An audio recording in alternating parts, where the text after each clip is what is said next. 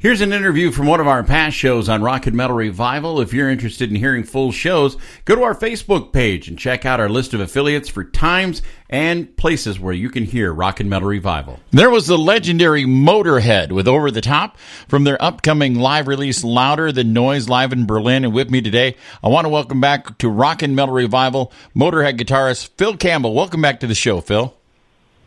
Hey, Red. How you doing, man? I'm good.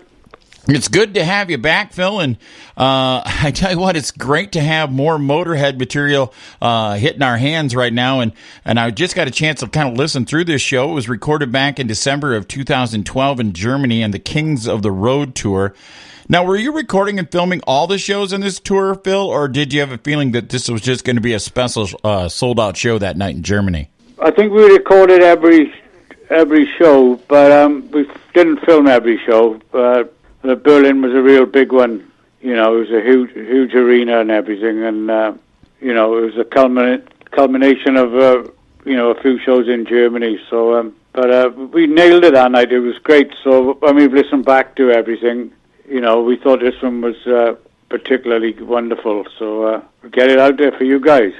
Well, Phil, I got to ask you a question. Did you always feel that you maybe got a better response from the fans in Europe than you did here in the States? I don't know. Germany and Europe was always fantastic for us. I guess with the US, I don't think we weren't over there touring enough maybe, and it's so big to get any sort of vibe going. Like, you know, we'd had some great crowds and everything, but you know, we never had really bad gigs and stuff like that. But I don't know. I guess probably Germany was a little bit better in hindsight. You know, in Europe. Okay. You know, they saw this because in Europe you're not dealing with a massive country market, and you know the USA is so varied. Mm-hmm. You know, and it's all quality music as well. So it's hard to really get the Bon Jovi standard, if you're playing, if you've got a bass sound like us, and you know what I mean. I totally understand. I mean, I personally right now am loving all the Motorhead material that's being released in the past year, from that amazing box set to this upcoming release with the DVD. As a longtime fan of the band, Phil, I can't wait to see what'll be released next. I mean, is there a huge catalog of unreleased material that you guys are going through?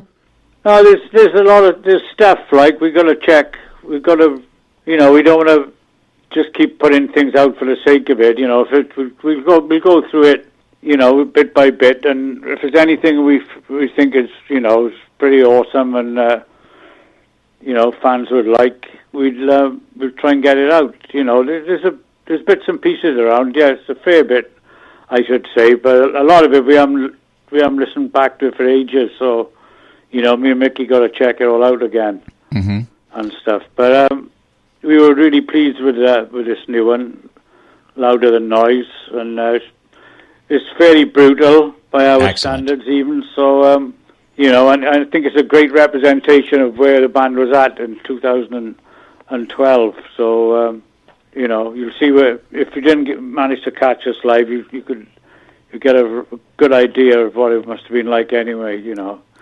Just sit in front of the TV, big TV, and turn it up loud and with a 12-pack. You get an idea.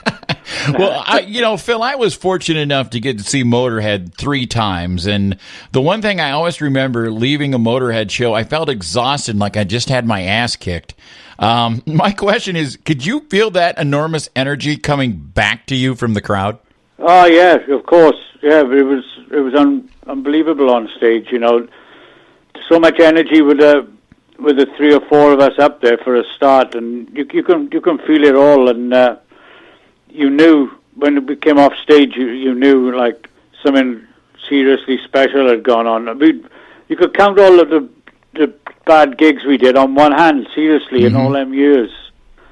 When we'd come off stage totally drained for like 2 or 3 hours sometimes, and but it's all well worth it, and we have some great feedback from people that attended our shows, and being deaf and, slept in a dumpster and that to try and get some peace and quiet after the gig, so it's well worth it.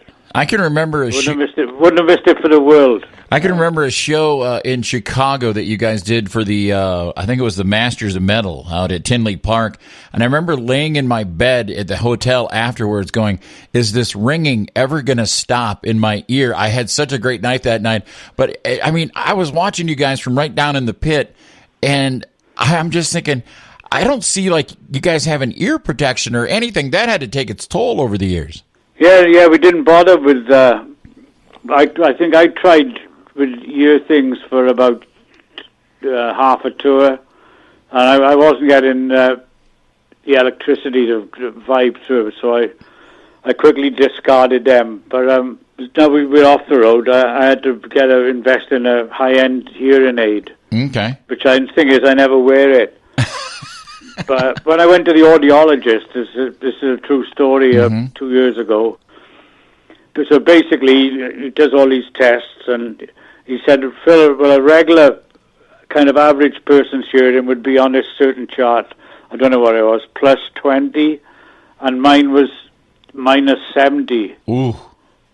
So whatever, you can make what you will of that, like, but it was profound hearing loss, like, so. Wow. But I guess you don't. The thing is, not to stand in front of the stage, especially at them festivals. They got all them subwoofers.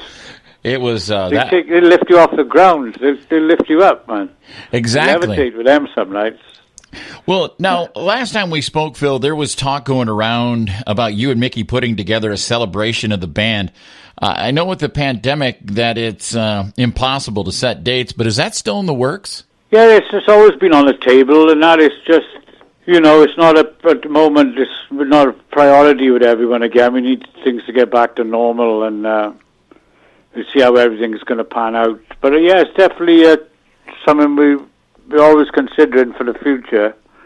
We have to kind of, any plans we had, we kind of got to start them over again, like. But yeah, somewhere down the line, it'd be great to do a one-off gig somewhere, really cool show. That would be awesome. And now in 2020, your new band released one of my favorite albums of last year. Actually, it made my top 10 albums on the show here.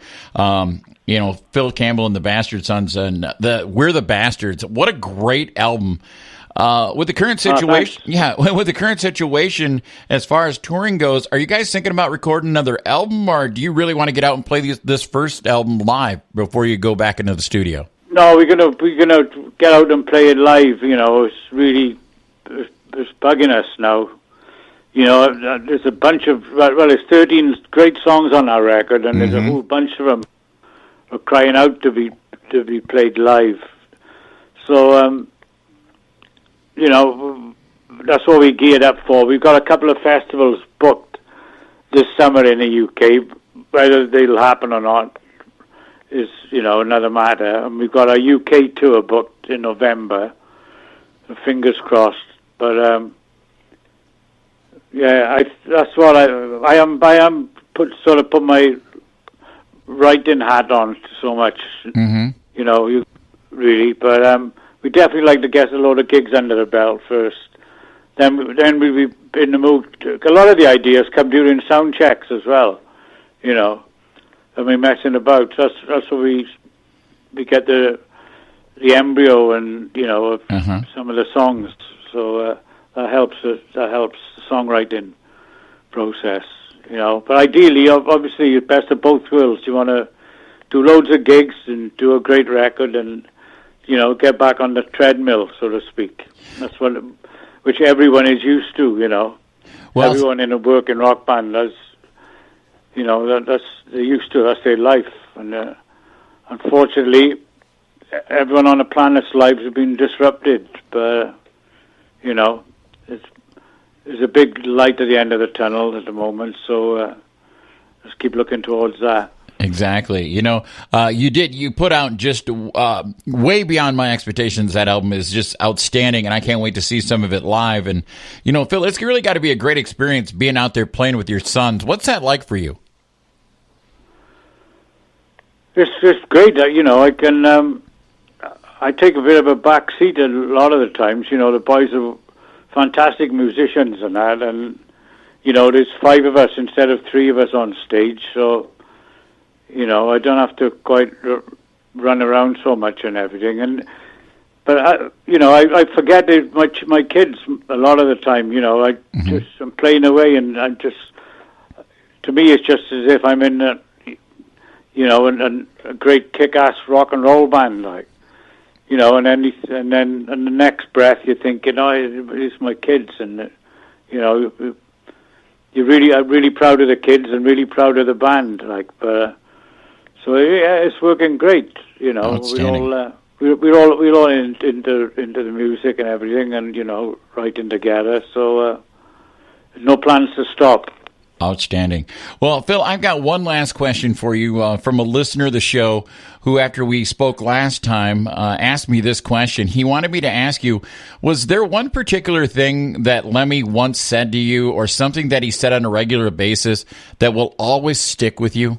Yeah, when I first joined the band, he said, "Phil, I value your playing. Play what you like musically, but just don't wear shorts on stage."